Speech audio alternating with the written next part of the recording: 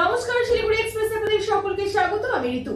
Health recreation ক্লাবের উদ্যোগে স্বাস্থ্য দপ্তরের চিকিৎসক, স্বাস্থ্যকর্মী সহ ফার্মেসি কলেজের অধ্যাপক ও ছাত্রদের নিয়ে আয়োজিত হলো একদিনের দাবা প্রতিযোগিতা। প্রদীপ প্রজ্বলনের মাধ্যমে খেলার সূচনা হয়। প্রতিযোগিতায় ফার্মেসি কলেজের অধ্যক্ষ ডক্টর উত্তম শর্মা, অন্যান্য প্রফেসর, সদর ব্লকের BMOH ডক্টর প্রতীপ বোস ও অন্যান্য চিকিৎসক সহ দপ্তরের অন্যান্য স্বাস্থ্য কর্মী মিলে মোট 28 জন প্রতিযোগী অংশগ্রহণ করেন। মোট 5 রাউন্ডে সম্পূর্ণ খেলাটি সম্পন্ন হয়। এই প্রতিযোগিতা পরিচালনা করেন জলপাইগুড়ি চেস অ্যাসোসিয়েশনের প্রতিনিধিরা। খেলা শেষে বিজয়ীদের পুরস্কার প্রদান করা হয় এবং সকল অংশগ্রহণকারীদের সার্টিফিকেট ও মেডেল দেওয়া হয়।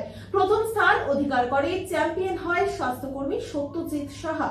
হেলথ রিক্রিয়েশন ক্লাব এর সম্পাদক মলয় চক্রবর্তী জানান যে স্বাস্থ্যকর্মীদের নিয়ে দাবা প্রতিযোগিতার এই উদ্যোগ হয়তো এই রাজ্যে প্রথম। এই সকল খেলাধুলার মাধ্যমে যেমন বিনোদনের সুযোগ হয়, তেমনি সকলের মধ্যে মেলবন্ধনও আরো সুদৃঢ় হয়। আমরা আগামী দিনে আরো বিভিন্ন প্রতিযোগিতার আয়োজন করব বলে জানান তিনি।